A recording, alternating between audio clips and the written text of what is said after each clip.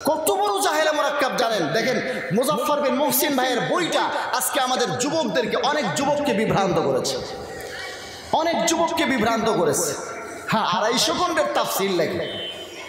ওরে বাপরে বাপ, কত বড় বড় মুফাসসির আর কত বড় বড় মুস্তাহিদ মুজাফফর বিন মুহসিন ভাইয়ের জাল হাদিসের কবলে রসুলের সালাত বইটা পড়ে আমাদের কত যুবকরা নিজেদের নামাজকে পরিবর্তন করে ফেলেছে। কত মানুষ বিভ্রান্ত হচ্ছে, মাযহাবের বিরুদ্ধে স্লোগান দেয়। কোরআন হাদিসটা গবেষণা করে মাসলা বের করার ন্যূনতম কোনো যোগ্যতাই তাদের নাই। আমি একটু প্রমাণ আপনাদেরকে দেখাই। এই বইটার 137 देवबंद की अजमत को तराजू में न तोलो, देवबंद की अजमत को तराजू में न तोलो, देवबंद तो हर दौर में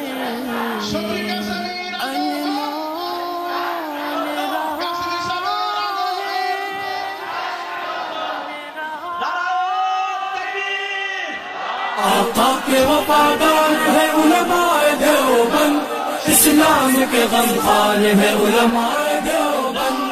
आका के वफादार है उलमाए देवबंद, इस्लाम के गमखार है उलमाए देवबंद। अल्लाह के अल्हम्दुलिल्लाह नहमदुहु व नस्तईनुहु व नस्तगफिरुहु व नु'मिनु बिही व नतवक्कलु अलैहि ونعوذ بالله من شرور أنفسنا ومن سيئات أعمالنا، من يهده الله فلا مضل له ومن يضلله فلا هادي له، ونشهد أن لا إله إلا الله وحده لا شريك له، ونشهد أن سيدنا وسندنا وحبيبنا وطبيبنا وأولانا ومولانا محمدا عبده ورسوله، صلى الله تعالى عليه وعلى آله وأصحابه وبارك وسلم تسليما كثيرا كثيرا. أما بعد، فقد قال الله تبارك وتعالى في كلامه المجيد والفرقان الحميد: أعوذ بالله من الشيطان الرجيم، بسم الله الرحمن الرحيم. لقد من الله على المؤمنين إذ بعث فيهم رسولا من أنفسهم يتلو عليهم آياته ويزكيهم ويعلمهم الكتاب والحكمة وإن كانوا من قبل لفي ضلال مبين. وقال رسول الله صلى الله عليه وسلم: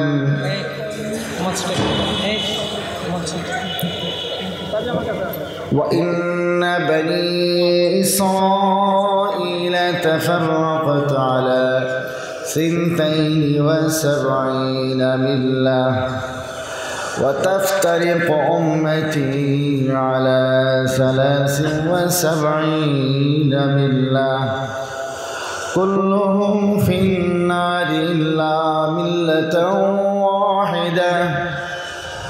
قالوا: من هي يا رسول الله؟ قال: ما أنا عليه وأصحابي، أو كما قال عليه الصلاة والسلام. মুআজ্জাজ হাজরিন, আল্লাহ পাক রব্বুল আলামিনের লক্ষ কোটি শুকর ও সুজুদ যে রব্বুল আলামিন আমাদেরকে আজকের এই বরকতময় সিরাত মাহফিলে শরীক হবার তৌফিক এনায়েত করেছেন। আমরা আল্লাহ পাক রব্বুল আলামিনের শুকর আদায় করি বলে আলহামদুলিল্লাহ। তো মুআজ্জাজ হাজরিন, আমি আপনাদের সামনে কোরআনে কারীমের সূরা আলে ইমরানের 164 নম্বর আয়াতে কারিমা তেলাওয়াত করেছি। প্রসিদ্ধ হাদিসের কিতাব সুনানুত তিরমিজির দ্বিতীয় খণ্ডের 92-93 নম্বর পৃষ্ঠা 2641 নম্বর হাদিসের অংশ বিশেষ পড়ে শুনিয়েছি। আল্লাহ পাক রব্বুল আলামিনের তৌফিক, আপনাদের দোয়া আমার সাথে থাকলে মুখতসর কিছু কথা এর উপরে আরজ করার জন্য চেষ্টা করব। আমার তৌফিক ইল্লা বিল্লাহ।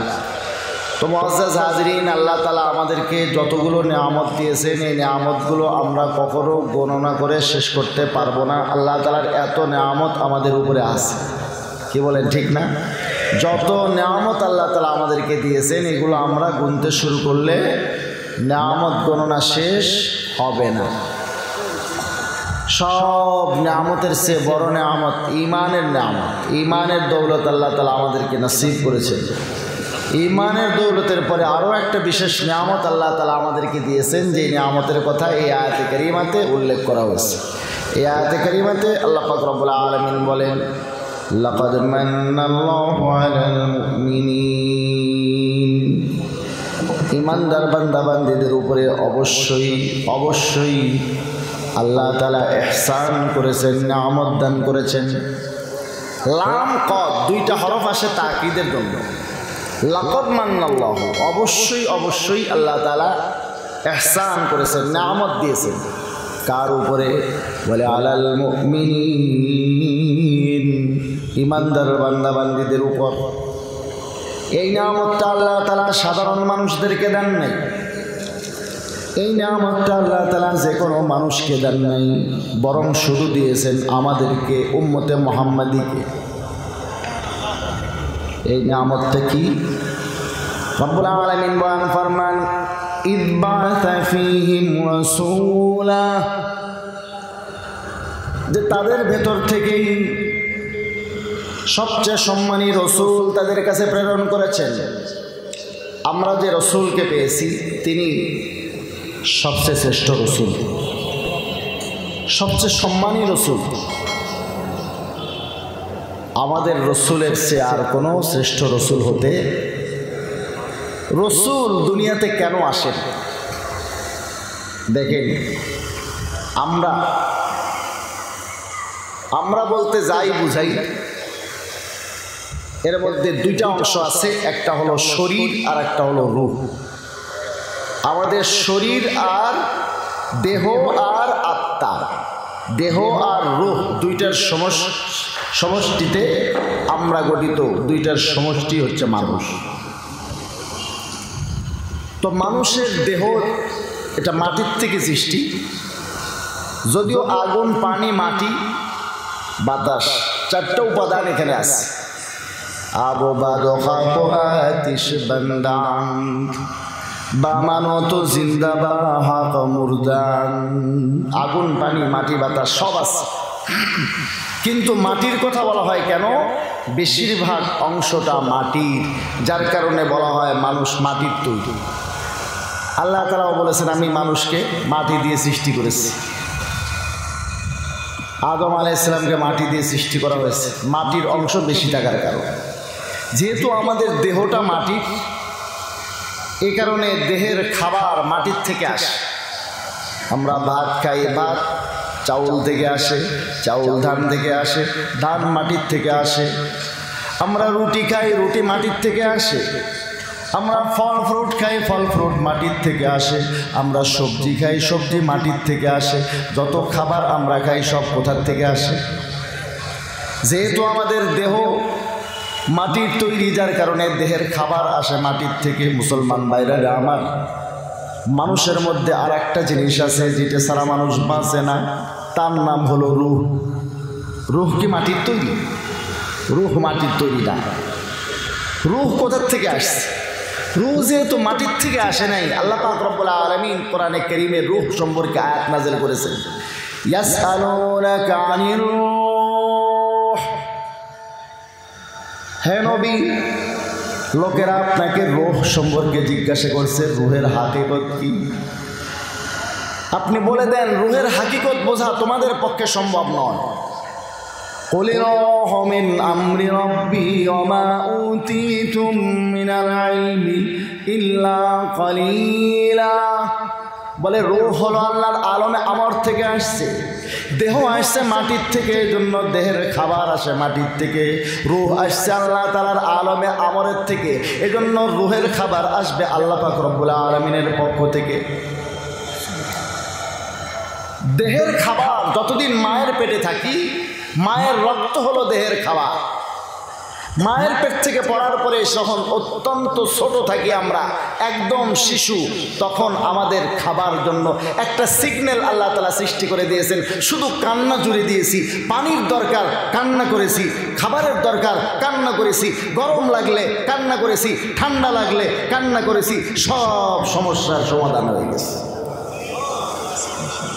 আর একটু বড় হওয়ার পরে তখন আর কান্না করলে চলে নাই। 10-12 বছরের একটা ছেলেকে যদি আপনি খাবার সামনে দিয়া খাইতে বলেন, পানি সামনে দেন পান করতে বলেন, এরপরেও সে যদি কান্না জুড়ে দেয় এখন খাওয়ায় দিতে হবে, তখন বাপ মা আর এই কান্নার গুরুত্ব দেয় না, বলে কি মাথা খারাপ হয়েছে নাকি, তোমার দিমাগ খারাপ হয়েছে, তোমার সামনে খাবার আছে নিয়ে খাবা, সামনে পানি আছে নিয়ে খাবা, এখন আবার কান্নার কি সময়, এখন তো কান্নার আর সময় নয়। আর একটু বয়স যখন হয় তখন নিজে উপার্জন করে খেতে হয়। খাবারের দায়িত্বটা, আমাদের দেহের খোরাকটা আমরা এভাবে ব্যবস্থা করে থাকি। রূহের খোরাকের দায়িত্বশীল আল্লাহ তাআলা আমাদের জন্য প্রেরণ করেন আম্বিয়া কিরামকে। রূহের খাবারগুলো নবীরা নিয়ে আসে। রূহের খাবারগুলো কারা আনে? আম্বিয়া কিরাম। আদম আলা নবীনা আলাইহিস সালাতু ওয়াত তাসলিম থেকে শুরু করে রূহের খাবার আনার দায়িত্বশীল আসতে শুরু করেছেন আমাদের নবী মুহাম্মদুর রাসূলুল্লাহ সাল্লাল্লাহু আলাইহি ওয়াসাল্লাম। রূহের খাবার কমপ্লিট নিয়ে এসেছেন, পরিপূর্ণ রূহের খাবার নিয়ে এসেছেন। রূহের খাবার আনার আর কোনো প্রয়োজন নাই। আল্লাহ তাআলা ঘোষণা দিয়েছেন, আল-ইয়াওমা আকমালতু লাকুম দীনাকুম ওয়া আতমামতু আলাইকুম নি'মাতি ওয়া রাদিতু লাকুমুল ইসলাম দীনা। আজকে তোমাদের জন্য আমি দ্বীনকে কামেল করে দিলাম, আমার নিয়ামতকে পরিপূর্ণ করে দিলাম। ইসলাম দ্বীন কামেল হয়ে গেছে, তার মানে আল্লাহর পক্ষ থেকে আমাদের জন্য রূহের খোরাক যেটা আসতেছিল, অর্থাৎ আল্লাহ প্রদত্ত এলেম, ওহির এলেম, এটা নিয়ে আসা কমপ্লিট হয়ে গেছে। রূহের খাবার পরিপূর্ণ এসে গেছে। আমাদের নবী মুহাম্মদুর রাসূলুল্লাহ সাল্লাল্লাহু আলাইহি ওয়াসাল্লাম রূহের পরিপূর্ণ খাবার পুরা পৃথিবীবাসীর জন্য দিয়ে গেছেন। একদিন দুই দিনের জন্য না, কিয়ামত পর্যন্ত আনেওয়ালা মানুষের জন্য রূহের খোরাকের আর কোনো কমতি হবে না। এই জন্য নতুন করে রূহের খোরাক আনার জন্য অন্য কোনো দায়িত্বশীলের কি প্রয়োজন আছে? অতএব গোলাম আহমদ কাদিয়ানী মিথ্যুক, ধোঁকাবাজ, কাফের, তাকে যারা নবী মনে করবে তারাও কাফের। আর এই কাদিয়ানীদেরকে যারা কাফের মনে করবে না তারাও কাফের। তাকে যারা মুসলমান মনে করবে তাদেরকে তারাও কাফের। মুসলমান ভাইরা আমার, এটা কোনো রাজনৈতিক ইস্যু না। সব ইস্যুকে রাজনৈতিক বানাবেন না, আখেরাত হারাবেন। এই দাবিটা তাদেরকে, তাদের সম্মেলন বন্ধ শুধু না, রাষ্ট্রীয়ভাবে অমুসলিম ঘোষণা করা প্রত্যেকটা মুসলমানের ইমানের দাবি। আমাদের দেশের প্রাইম মিনিস্টার যেহেতু তাহাজ্জুদ দিয়ে তিনি দিন শুরু করেন, কার্যলিপি শুরু করেন কোরআন তেলাওয়াত দিয়া। আমাদের দেশের সংসদ সদস্যগণ অধিকাংশ যেহেতু মুসলমান, কাজেই এই দাবিটা ইমানের দাবি হিসেবে সর্বপ্রথম প্রধানমন্ত্রীর চেয়ার থেকে ওঠা উচিত ছিল। আর এর স্থানটা হওয়া উচিত ছিল যেই স্থান থেকে কাদিয়ানীদেরকে অমুসলিম রাষ্ট্রীয়ভাবে ঘোষণা করার দাবি উঠবে, সেই স্থানটা শুরু হওয়ার দরকার ছিল সংসদ ভবন থেকে। করে বলেন ঠিক কিনা?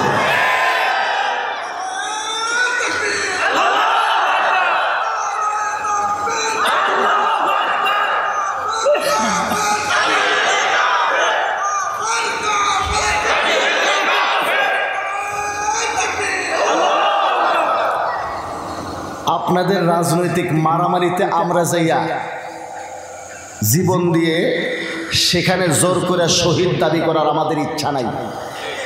নবীর, দেখেন আমি এই বিষয়টা একটু 2-1 মিনিট বলবো, আমার মৌজু অন্যটা। আমাদের দেশের সরকার যখনই সরকার বিরোধী কোনো সমাবেশে সমাবেশের আয়োজন করা হয়, ওনারা যদি একটু ধারণা করতে পারেন যে এখানে সরকার বিরোধী কোনো কথা হতে পারে, তাহলে দূর দূরান্তের সম্ভাবনাকেও বাস্তবতায় রূপ দিয়া সেটাকে আগে ভাগে বন্ধ করে দেন। কথা ঠিক কিনা?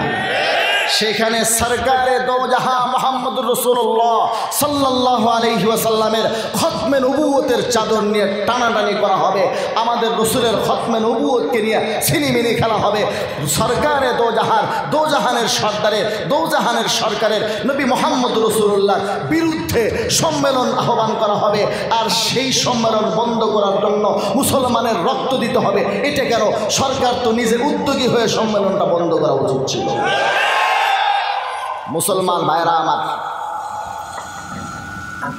আমরা এই ধরনের ইস্যুতে যদি রক্ত দিতে হয়, কত রক্ত চান মুসলমান দিতে জানে। মাসলাটা হচ্ছে আল্লাহর রসুলের ইজ্জতের হেফাজতের, রসুলের সম্মানের হেফাজতের। অন্তত পক্ষে কিয়ামতের দিন এই কথা বলা যাবে যে আল্লাহর রসুলের খতমে নবুয়তকে, নবীর খতমে নবুয়তকে হেফাজতের জন্য আমরা জীবন দিয়েছি, আমরা রক্ত দিয়েছি। কিন্তু আসলে এই রক্তের বিষয়টা আমার যতটা মনে হয় যে এখানে যেহেতু সরকার আসলেই ইসলামকে মহব্বত করেন, ভালোবাসেন, কোরআনকে ভালোবাসেন, আর কোরআনের মধ্যেই যেহেতু লেখা আছে আমাদের নবী খাতামুন নবীয়িন, সর্বশেষ নবী, তারপরে আর কোনো নবী আসবে না।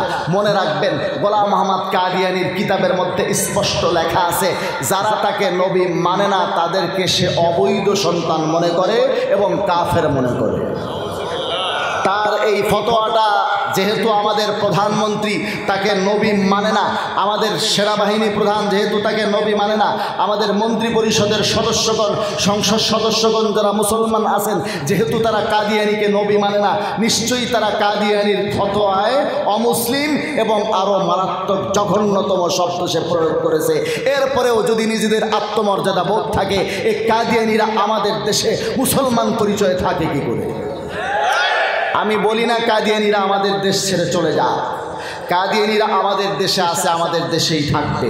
আমাদের দেশের হিন্দুরা যেরকম আমাদের দেশের বৈধ নাগরিক হিসেবে আমাদের দেশে আছে, খ্রিস্টানরা যেরকম আমাদের দেশের বৈধ নাগরিক হলে আমাদের দেশেই তারা থাকবে, ইহুদিরা যদি আমাদের দেশের বৈধ নাগরিক হয় আমাদের দেশেই থাকবে, বৌদ্ধরা আমাদের দেশের নাগরিক হলে আমাদের দেশের বৈধ নাগরিক হিসেবে সে থাকবে। তবে নিজস্ব ধর্ম পরিচয়, মুসলমান পরিচয় তাদের থাকার কোনো অধিকার নেই। কাদিয়ানীরাও আমাদের দেশের নাগরিক হলে আমাদের দেশেই থাকবে, তাদের মুসলমান পরিচয় থাকার কোনো অধিকার না। আর যদি আমি বলি কাদিয়ানীদের আমাদের দেশেই থাকার কোনো অধিকার নাই, তাহলে অতুক্তি হবে না। আমি একটু আপনাদেরকে মাঝি করিবের মধ্যে, নিকট অতীতের মধ্যে নিয়ে যেতে চাচ্ছি। মুসলমান ভাইরা আবার একটু নিকট অতীতে ফিরে যাই। এই ভারত উপমহাদেশ যখন ইংরেজ থেকে স্বাধীন হয়েছে, এই স্বাধীনতার ফতোয়া, এই জিহাদের ফতোয়া দিয়েছিলেন ওলামায়ে দেওবন্দ। আমাদের প্রাইম মিনিস্টার কওমি মাদ্রাসার স্বীকৃতির বৈঠকে এই কথাটা অকপটে স্বীকার করেছেন যে এই ওলামায়ে দেওবন্দকে আমাদেরকে চিনতে হবে। ওলামায়ে দেওবন্দের ঘোষণার কারণে ভারত স্বাধীন হয়েছে, জিহাদ হয়েছে। সেই ইংরেজদের বিরুদ্ধে, জিহাদের বিরুদ্ধে ফতোয়া দিয়েছিল গোলাম আহমদ কাদিয়ানী। আর এই লামাজহাবি সম্প্রদায়কে যারা ইংরেজ থেকে যারা আহলে হাদিস নামের রেজিস্ট্রেশন এনে দিয়েছে, সেই মাওলানা মোহাম্মদ হুসাইন বাটালভি কিতাব লিখেছিল আল ইকতিসাদ ফি মাসাইলিল জিহাদ। তো মুসলমান ভাইয়েরা আমার, এই লামাজহাবিদের অন্যতম মান্যবর মাওলানা মোহাম্মদ হুসাইন বাটালভি, গোলাম আহমদ কাদিয়ানী, এরা ইংরেজদের বিরুদ্ধে যে জিহাদ হয়েছে সেই জিহাদকে হারাম ফতোয়া দিয়েছিল। কাজেই ইংরেজদের থেকে যদি ভারত স্বাধীন না হতো, পাকিস্তান স্বাধীন হতো না, পাকিস্তান স্বাধীন না হলে বাংলাদেশ স্বাধীন হতো না। অতএব যারা আমাদের দেশে কাদিয়ানী আছে, লামাজহাবি আছে, তাদের ব্যাপারে যদি আমি বলি তাদের এদেশে থাকারই কোনো অধিকার নাই, কারণ তারা ভারতের স্বাধীনতার বিরোধী ছিল। ভারতের স্বাধীনতার যারা বিরোধী ছিল তারা এদেশের স্বাধীনতার পক্ষের শক্তি হতে পারে না। কাজেই আমি যদি বলি কাদিয়ানী এবং লামাজহাবিদের আমাদের দেশে থাকারই কোনো অধিকার নাই, তাহলে অতুক্তি হবে না। মুসলমান ভাইরা আমার, আমাদের নবী মুহাম্মদ রাসূলুল্লাহ সাল্লাল্লাহু আলাইহি ওয়াসাল্লাম রূহের খাবার নিয়ে এসেছেন। রূহের খাবার হলো ওহী, আল্লাহ প্রদত্ত ইলম। এটা আনা শেষ হয়ে গেছে, নতুন কোনো দায়িত্বশীলের কোনো দরকার নাই। এখন আসেন, রুহের খাবার ইলমে ওহী দুই অংশে বিভক্ত। একটা হলো ওহিয়ে মতলু যেটাকে বলে কোরআন, আর একটা হলো ওহিয়ে গায়রে মতলু যেটাকে বলে হাদিস।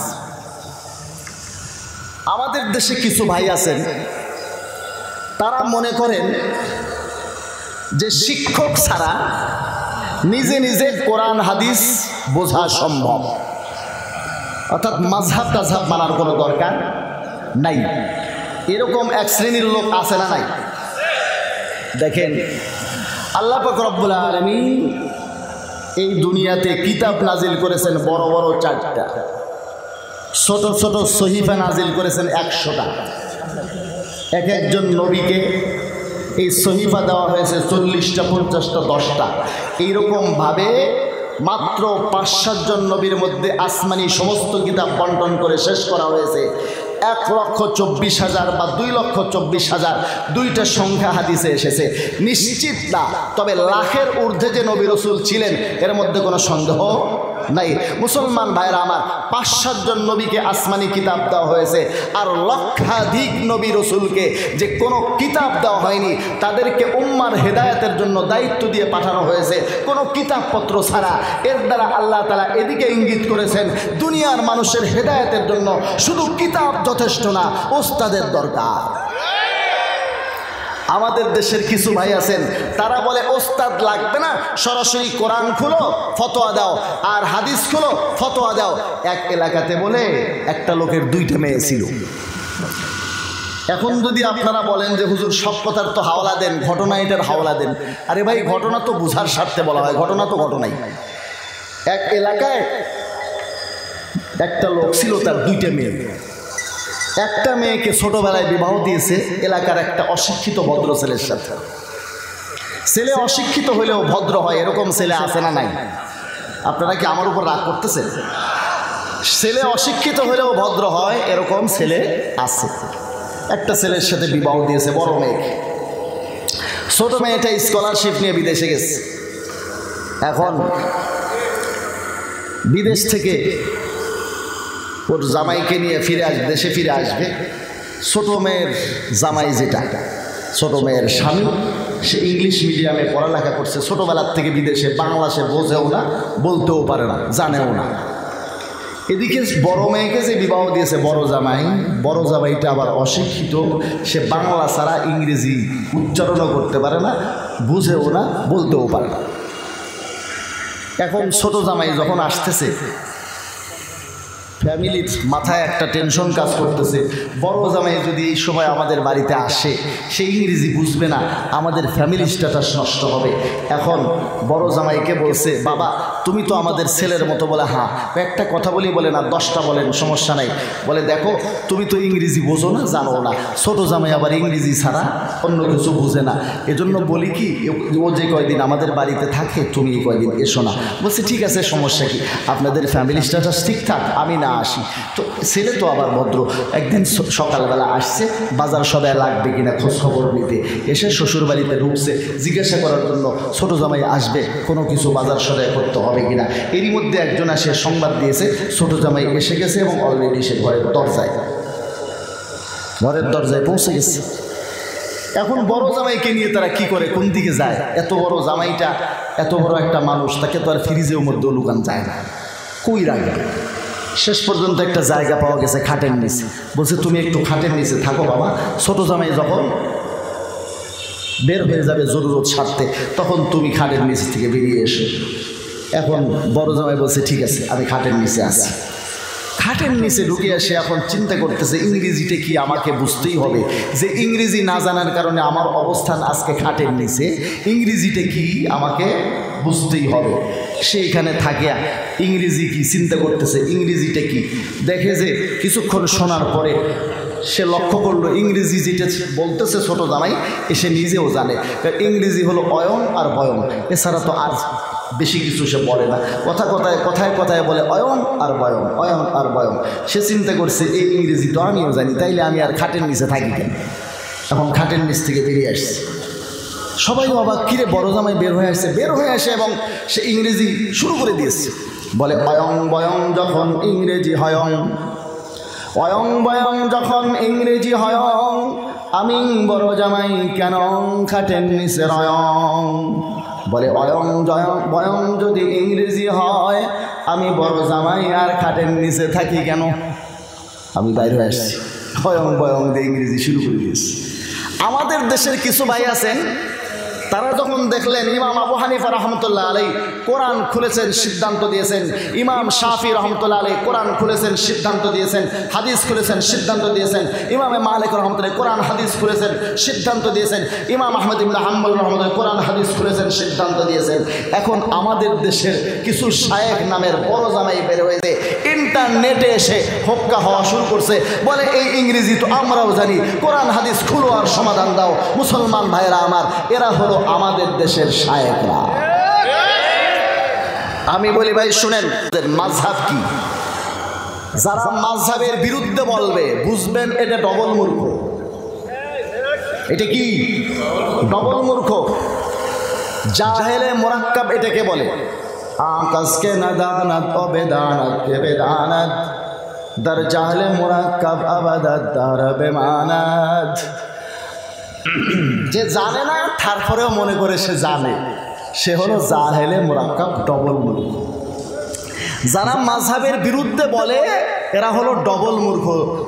আর কিছু আছে বুঝিয়ে শুনিয়াও বলে, তাহলে সে প্রতারক। তাহলে সে কি? প্রতারক। হয় ডবল মূর্খ আর নাইলে প্রতারক ছাড়া মাযহাবের বিরুদ্ধে কেউ বলবে না। আমি উদাহরণ দিই আপনাদেরকে, একটা সহজ উদাহরণ দেখেন। আমাদের সকলের জন্য দায়িত্ব হলো রাস্তায় চলা, তো রাস্তায় আমরা চলবো, এটা আমাদের সকলের দায়িত্ব।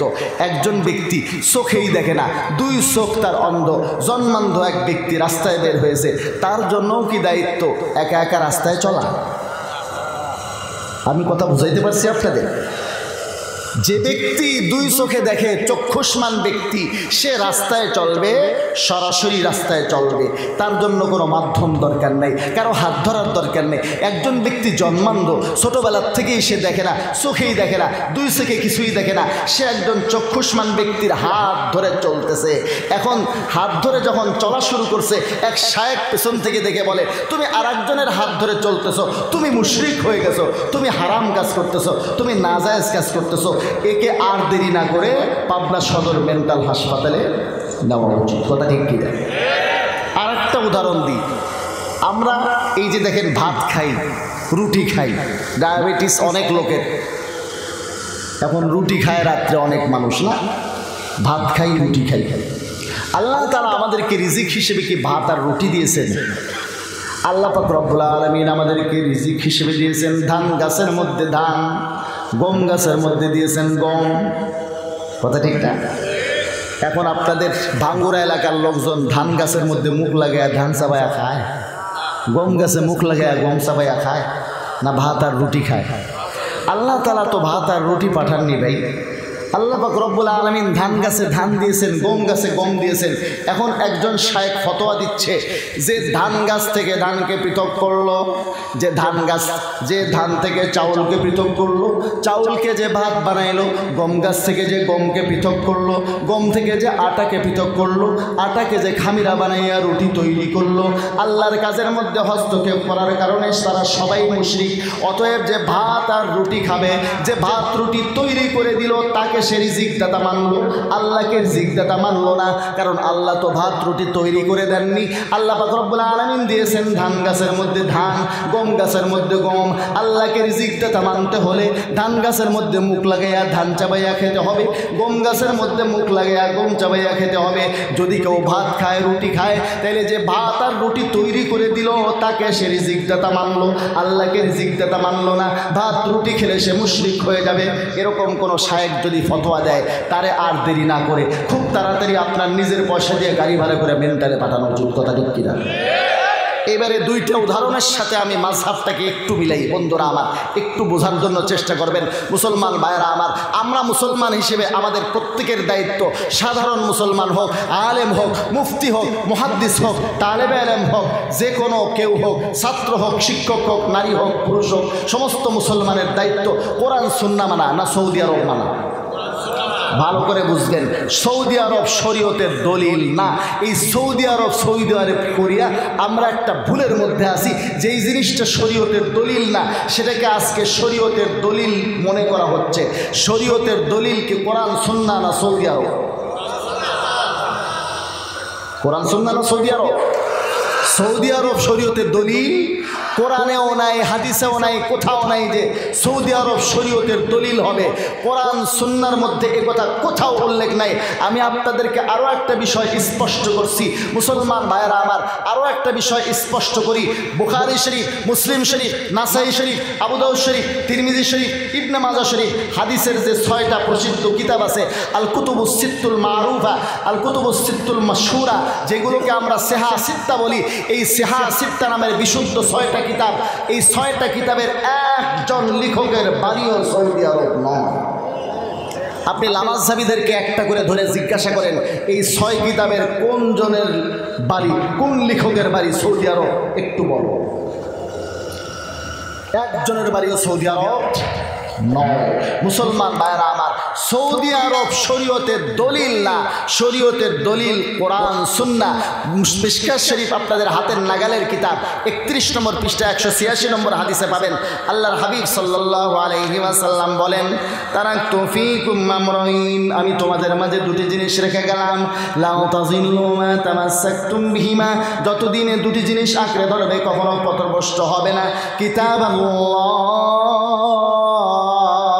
1 নম্বর আল্লাহর কিতাব কোরআন, ওয়া সুন্নাত রাসূলিহি, 2 নম্বর রাসূলের সুন্নাহ।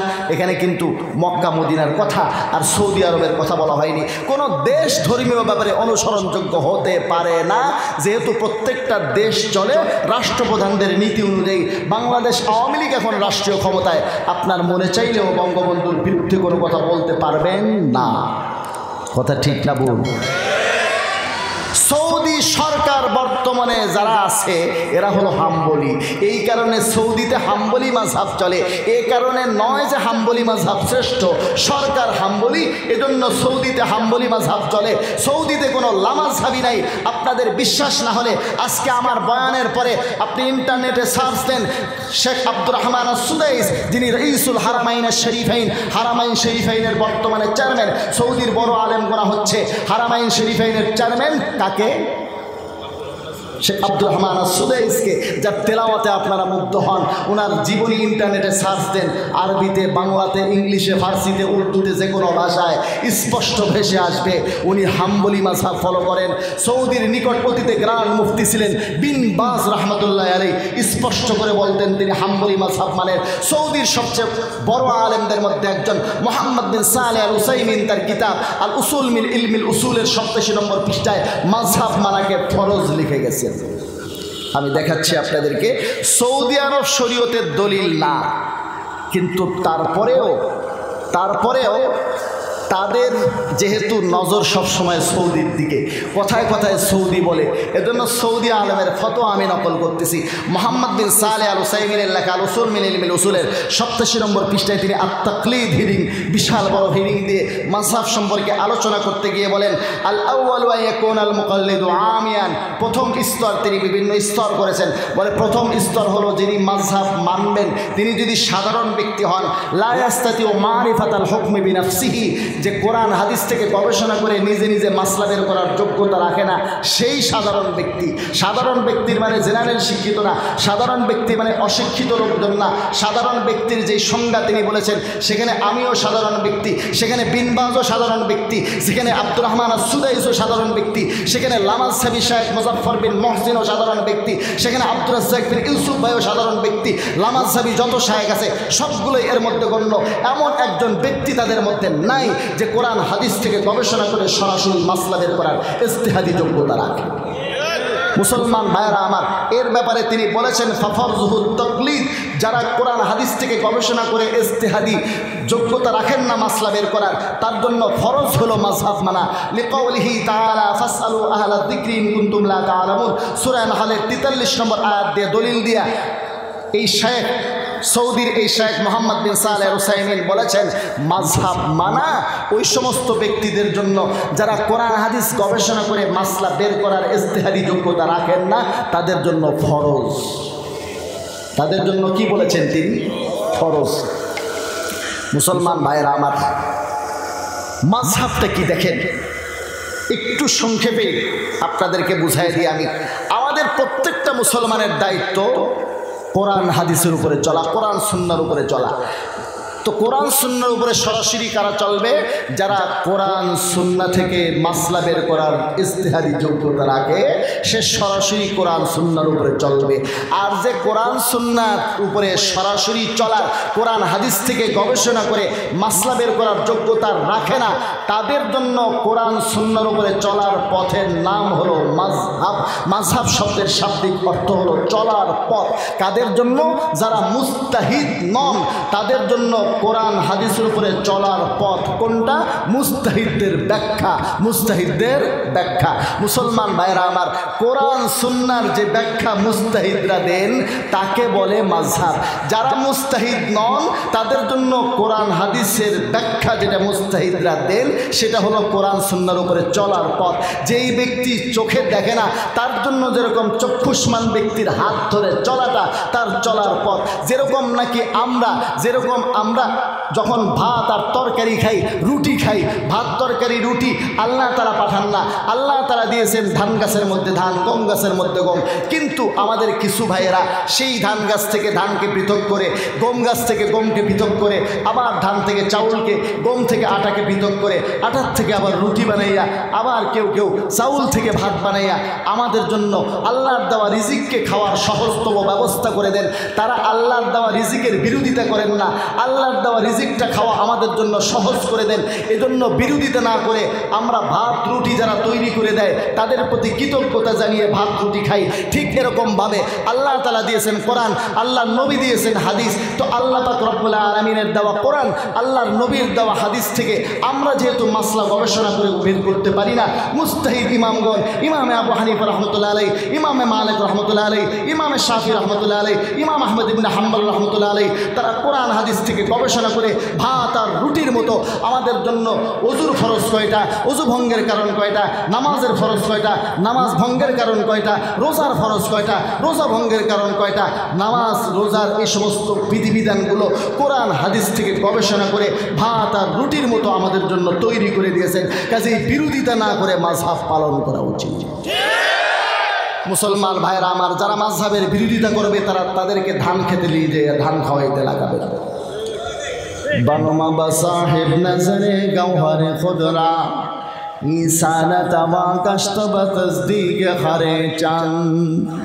এরা তো জাহেল শুধু না, জাহেলে মুরাক্কাব, জানে না তারপরেও মনে করে তারা অনেক বড় জ্ঞানী। যতগুলো মুস্তাহিদ গিয়েছেন তাদের মধ্যে অন্যতম মুস্তাহিদ হচ্ছেন ইমামে শাফি রহমতুল্লাহ আলাইহি। রতন চিনে, গৌহার চিনে। ইমামে শাফি রহমতুল্লাহ আলাইহি মুস্তাহিদ ছিলেন। তাম পৃথিবীর মানুষের জন্য একটা সতর্ক বাণী তিনি উচ্চারণ করে গেছেন, ও দুনিয়ার মানুষ, তোমরা কিয়ামত পর্যন্ত যত মানুষ আসবা ফিকহের মধ্যে কোরআন হাদিস থেকে গবেষণা করে মাসলা বের করার ব্যাপারে তোমরা ইমাম আবু হানিফার মুখাপেক্ষী থাকবা। কারণ কোরআন হাদিস থেকে গবেষণা করে মাসলা বের করার মেশিনটা, মূল নীতিগুলো ইমাম আবু হানিফা তৈরি করে গেছে। কে বলেছেন কথাটা? ইমাম শাফি রহমতুল্লাহ আলাইহি। যেহেতু তিনি মুজতাহিদ ছিলেন, তিনি মুজতাহিদকে চিনেছেন। আর তোমরা জাহেল, এই কারণে তোমরা ইমাম আবু হানিফার বিরোধিতা করো। মুসলমান ভাইরা আমার, এরা নাকি মাযহাব কোথাও খুঁজে পায় না। আপনি সূরা ফাতিহাটা ওরে ধরায় দেন, ধরায় দিয়ে বলেন আমরা আল্লাহর কাছে চাইলাম 5 নম্বর আয়াতে ইহদিনাস সিরাতাল মুস্তাকিম, আল্লাহ আমাদেরকে সিরাতুল মুস্তাকিম দেখান। আল্লাহর কাছে আমরা সিরাতুল মুস্তাকিম চাইলাম। রব্বুল আলামিন এখানে সিরাতুল মুস্তাকিমের কোনো সংজ্ঞা বর্ণনা করলেন না। রব্বুল আলামিন এখানে বললেন না সিরাতাল কিতাবি ওয়াস সুন্নাহ, সিরাতাল কুরআনি ওয়াল হাদিস, বরং আল্লাহ রব্বুল আলামিন কতগুলো ব্যক্তি দেখায় দিলেন। বললেন, ও আমার বান্দা বান্দিরা, সিরাতাল লাযিনা আনআমতা আলাইহিম, আমার পুরস্কার প্রাপ্ত বান্দা যারা আছে, আমার হেদায়েত প্রাপ্ত বান্দা যারা আছে, তাদের পথে যদি তোমরা চলো, এইটাই সিরাতুল মুস্তাকিম। আমাদের এই ভাইয়েরা বলে হেদায়েতপ্রাপ্ত বান্দাদের মুস্তাহিদদের পথে যদি চলে তারা গোমরা হবে।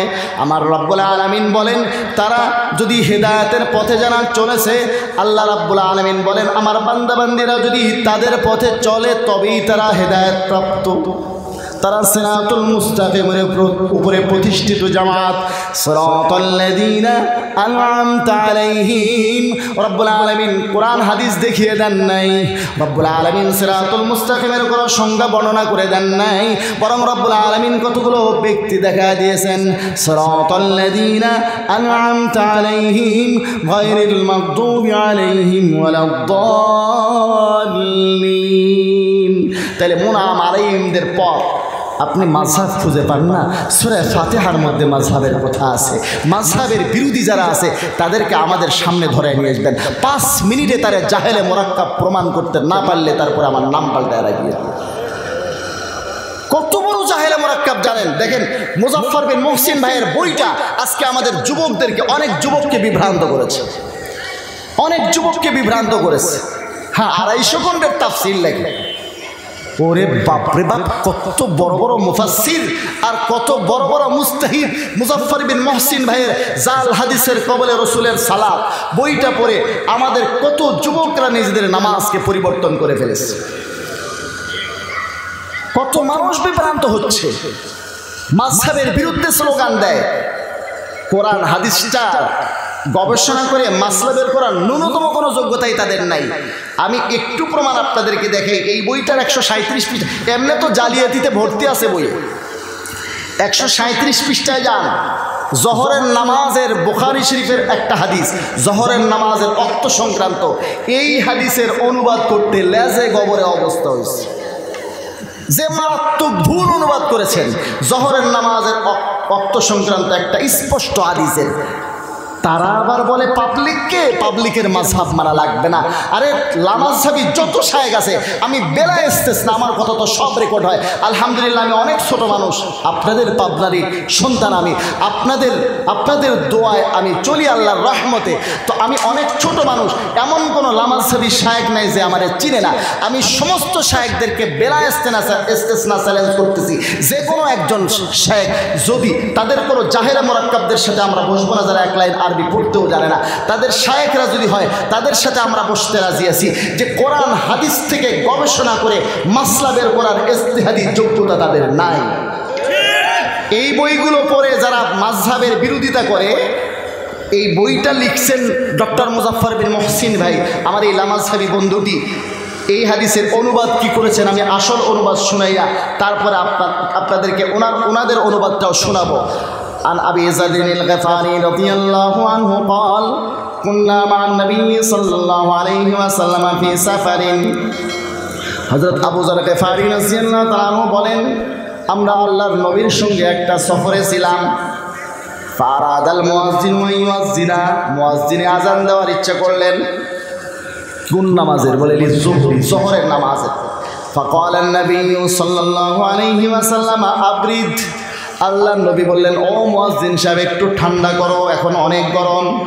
সুম্মা আরাদা ইউয়াজ্জিনা ফাকালা লাহু আবরিদ, আবারও আযান দিতে ইচ্ছা করলেন, আল্লাহর নবী বললেন আর একটু ঠান্ডা করো। হাত্তা রাআইনা ফাইআতুল, রাবি বলেন, সাহাবী বলেন, এমনকি আমরা টিলা সমূহের ছায়া দেখলাম। হাত্তা রাআইনা, এমনকি আমরা দেখলাম। ফাইউন মানে ছায়া, তুলুল তাল্লুনের বহু বচন, এর অর্থ টিলা সমূহ। টিলা পাহাড় এগুলো ছড়ানো জিনিসের ছায়া, লম্বা খাড়া জিনিসের ছায়া এক গুণ হওয়ার পরে ছড়ানো জিনিসের ছায়া পড়া শুরু হয়। এই দিন আল্লাহর নবী টিলার ছায়া পড়ার পরে নামাজ পড়েছেন, জহরের আজান দিয়েছেন। তার মানে হচ্ছে ওই দিনে আল্লাহর নবী জহরের আজান দিয়েছেন ওই টাইমে, যেই টাইমে আমাদের এই ভাইয়েরা আসরের আজান দেয়।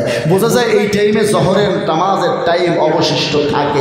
টাইম বলা আমার উদ্দেশ্য না, সেটা তো অন্যদিন বলা যাবে। আমার এই বন্ধুটি কে অনুবাদ করেছে সেটা একটু দেখুন। অতঃপর যখন আজান দেওয়ার ইচ্ছা করেন তখন আবার বললেন, তালুল দেখা পর্যন্ত দেরি করো।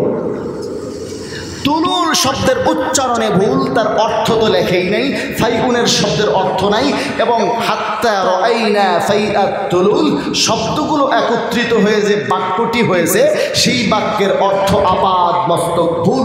জোহরের নামাজের সময় সংক্রান্ত বুখারী শরীফের একটা হাদিসের অনুবাদ করতে যাদের এই ধরনের লেজে গোবরে অবস্থা হয়, তারা আবার পাবলিককে বলে মাযহাব মানা লাগবে না, কোরআন হাদিস খুলো আর সমাধান বের করো। আব্দুর রাজ্জাক বিন ইউসুফ ভাই বই লিখেছেন প্রচলিত সালাত, দেখুন বই লিখেছেন রাসূল সাল্লাল্লাহু আলাইহি ওয়াসাল্লামের সালাত বনাম প্রচলিত সালাত। 311 পৃষ্ঠায় চলে যান। সমস্যা তো অনেক আছে, একটা দেখাই ভিতরের নামাজের রাকাত সম্পর্কে আলোচনা করতে গিয়ে তিনি মুস্তাদরাকে হাকিমের একটা হাদিস উল্লেখ করেছেন। মুস্তাদরাকে হাকিম আমার সঙ্গে আছে, 1 নম্বর খণ্ডের 414 নম্বর পৃষ্ঠায় 1168 নম্বর হাদিস, তিনি লিখেছেন 1140 নম্বর। অসুবিধা নেই, নাম্বারে বেশ কম হতে পারে, নস্কারে বেশ কমে। হাদিসটাও উনি সঠিক লিখেছেন। আমি হাদিসটা আপনাদেরকে পড়ে শুনে ওনার কিতাব থেকেই তিনি লিখেছেন, আন আয়েশা ক্বালাত কানা রাসূলুল্লাহ সাল্লাল্লাহু আলাইহি ওয়াসাল্লাম ইউতিরু বিসালাসিন, আল্লাহ রাসূল 3 রাকাত বেতের পড়তেন। ইউতিরু বিসালাতিন লা ইউসাল্লিমু ইল্লা ফি আখিরিহিন্না, লা ইউসাল্লিমু সালাম ফিরাইতেন না, আমি আসল অনুবাদটা আপনাদেরকে শোনাই, ইল্লা ফি আখিরিহিন্না শেষ রাকাত ছাড়া। আল্লাহ রাসূল 3 রাকাত বেতের পড়তেন, শেষ রাকাত ছাড়া সালাম ফিরাইতেন না। আমার এই বন্ধুটি লিখেছেন, দেখুন এখানে লিখেছেন তিনি শেষ রাকাত ছাড়া বসতেন না। লা ইউসাল্লিমু মানে কি বসতেন না, না সালাম ফিরাইতেন? তিনি লিখেছেন বসতেন না, লা ইউসাল্লিমু ইল্লা ফি আখিরিহিন্না।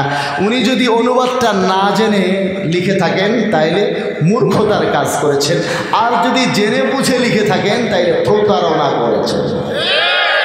এই প্রতারকরা হলো তাদের ইমাম, ইমাম আবু হানিফা রহমতুল্লাহ আলাই, যার ব্যাপারে ইমাম শাফি রহমতুল্লাহ আলাই বলেছেন পুরা জগতের মানুষ যার ফিকহের দিকে মুখাপেক্ষী, তার যারা মাযহাব মানে না তারা এই ধরনের জাহেলে মুরাক্কাবদের মাযহাব মানে। মুসলমান ভাইরা আমার, মাযহাব তো ওরাও মানে, মাযহাব আমরাও মানি। আমরা ইমাম আবু হানিফা রাহমাতুল্লাহ আলাইহির মাযহাব মানি, যার সুসংবাদ কোরআনে এসেছে, হাদিসে এসেছে। আর তারা মানে এই সমস্ত জাহেলে মুরাক্কাবদের মাযহাব, যাদের কোরআন হাদিস থেকে গবেষণা করে মাসলা বের করার নিজেদেরই কোনো যোগ্যতা নেই। মুসলমান ভাইরা আমার,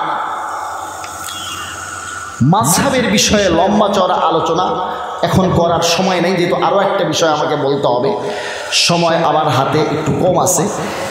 আমাদের কিছু ভাইয়েরা, কালকে আমি স্টেজ থেকে নামার পরে দিনাজপুরে আলোচনা করতেছিলাম, নামার পরে একজন বলতেছেন, একজন প্রশ্ন করছেন যে আল্লাহ রসুল কোন মাযহাব মানত, যদি আল্লাহ রসুল কোনো মাযহাব মানে থাকে আমি মানব। তা আমি বললাম প্রশ্নটা আমি স্টেজে থাকতে আপনারা দেননি কেন, এখন কেন বলতেছেন?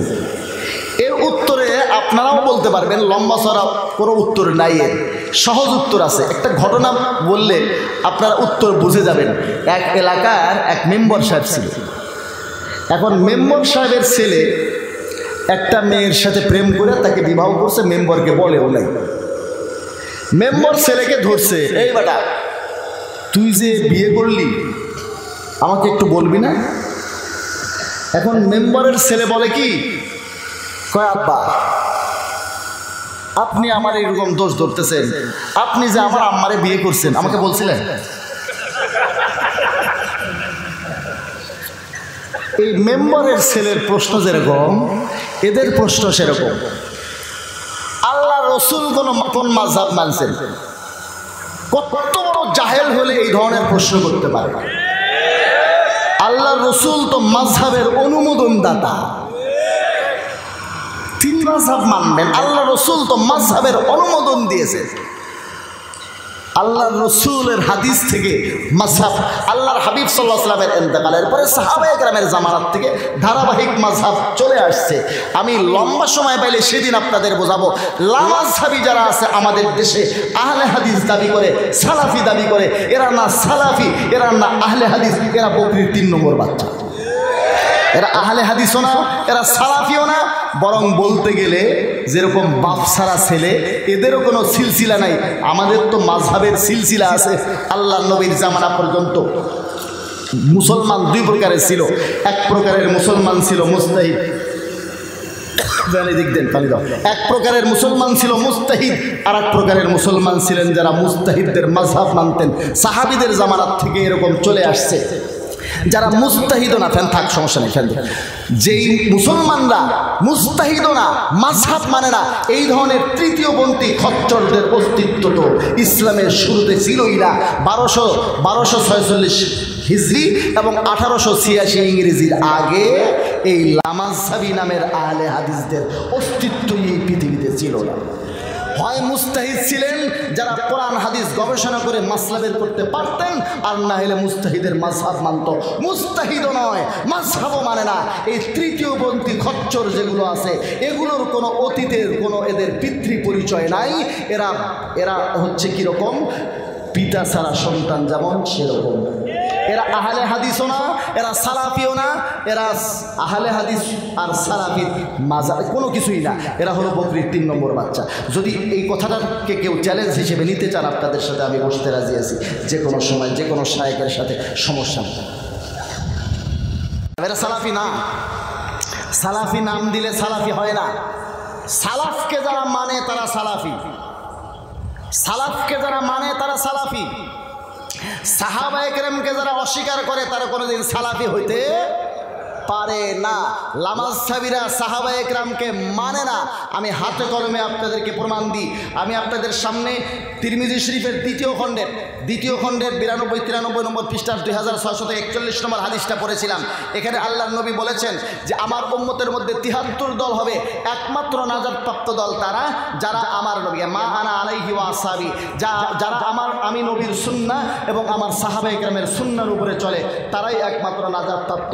আর নবীর সুন্নাহ সাহাবায়ে কেরামের সুন্নাহর উপরে যারা চলে না, তারা 72 দলের অন্তর্ভুক্ত, তারা বাতিল। এখন আমি আপনাদেরকে তাদের কিতাব থেকে প্রমাণ দেখাবো এবং বাস্তবতার নিরিখে একটা প্রমাণ দেখাবো। লামাযহাবী শায়েখরা যে বাতিল, তাদের চিন্তাধারা বাতিল। আমি তাদের নামাজকে বাতিল বলি নেই। নামাজের মাসলা যেগুলো আছে এগুলো উত্তম অনুত্তমের পার্থক্য। যদিও তারা যেই দলিলে নামাজ পড়ে তার চেয়ে বেশি মজবুত দলিলে হানাফিরা নামাজ আদায় করে। এক মাসলাতে না, সমস্ত মাসলাতে আমরা চোখে আঙুল দিয়ে সেটা দেখিয়ে দিতে সক্ষম। তারপরেও নামাজের মাসলাগুলো উত্তম অনুত্তমের। তারা যেটা পালন করে এই নামাজও হয়, আমরা যেভাবে নামাজ পড়ি আমাদেরটাও হয়। তবে তাদের চেয়ে মজবুত দলিলে আমরা নামাজ আদায় করি প্রত্যেকটা মাসলাতে, 1-2 মাসআলাতে না। মুসলমান ভাইরা আমার, আমরা সেটা চোখে আঙুল দিয়ে দেখিয়েও দিতে পারবো। তবু এই মাসলাটা উত্তম অনুত্তমের। বুকের উপরে হাত বাঁধলেও নামাজ হবে, নাভির নিচে হাত বাঁধলেও নামাজ হবে, আপনি আমিন জোরে বললেও নামাজ হবে, আস্তে বললেও নামাজ হবে। লামাযহাবী শায়েখদের মাথা খারাপ হয়েছে, যার কারণে গোটা দেশের মধ্যে তারা এই উত্তম অনুত্তমের মাসলা নিয়ে একটা ফিতনার আখড়া বানাইছে দেশটাকে। মসজিদে মসজিদে ফিতনা। এরা শুধুমাত্র এই সমস্ত মাসাইল নিয়ে আলোচনা করতে জানে। মুসলমান ভাইয়েরা আমার, কাদিয়ানীদের তৎপরতা দেখেন। পঞ্চগড়ে 2000 টাকার একটা করে কম্বল দিয়ে মানুষকে কাদিয়ানী বানানো হচ্ছে। লালমনিরহাট জেলাতে আমার আগামী পরশুদিন মাহফিল আছে।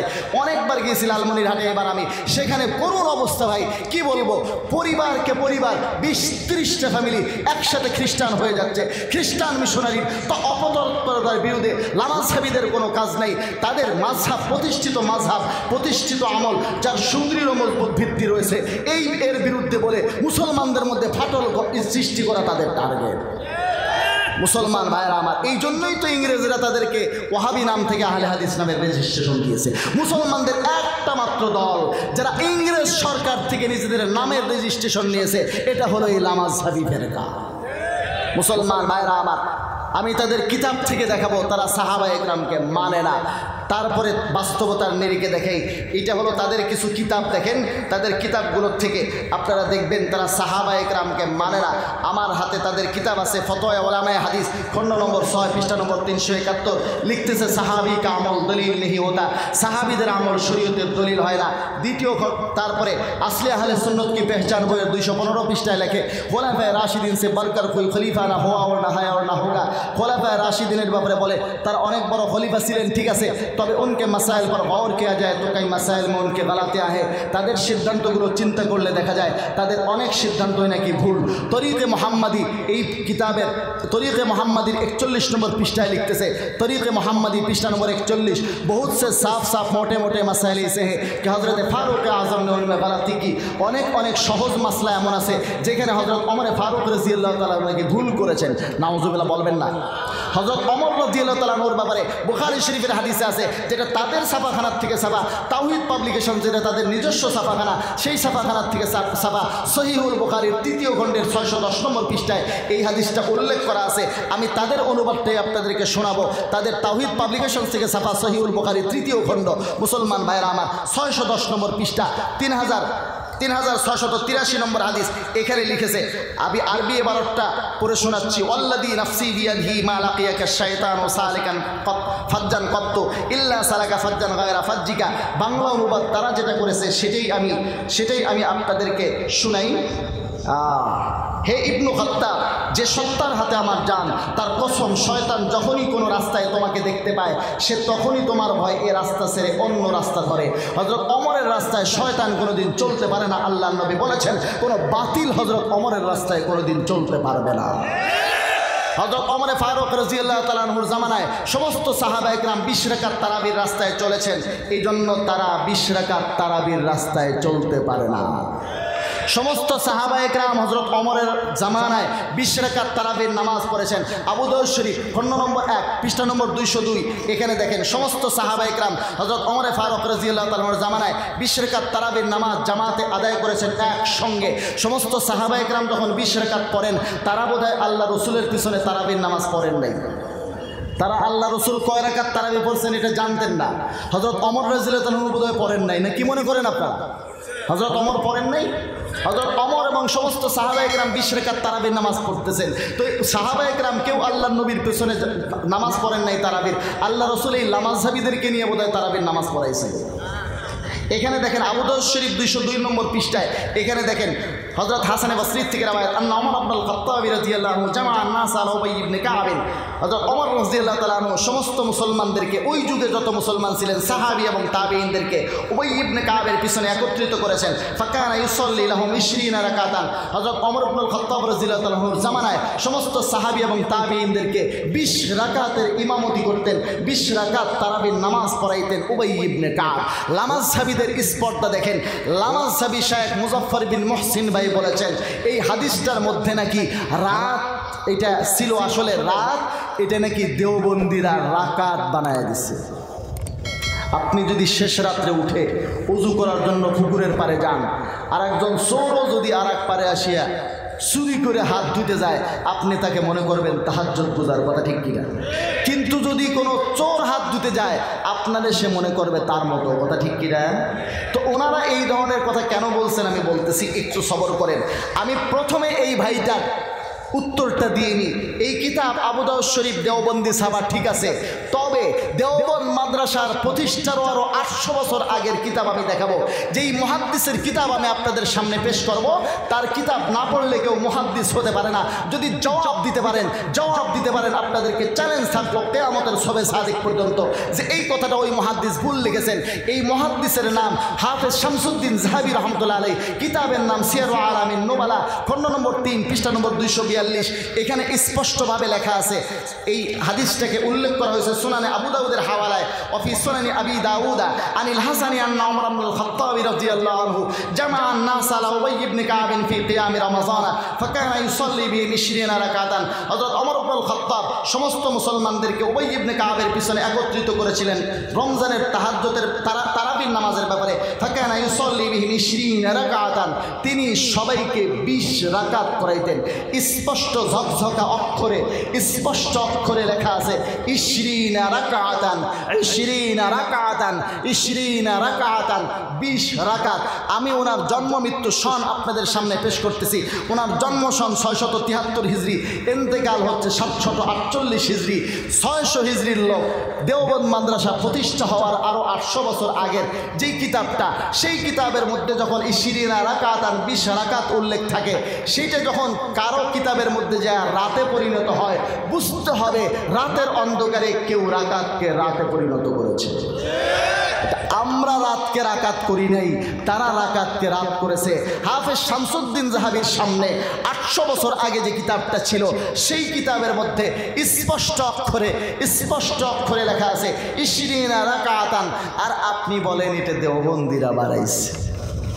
মুসলমান ভাইরা আমার, কেন বলেন তা জানেন? কারণ এই ধরনের কাণ্ড কাহিনী ওরা করেন।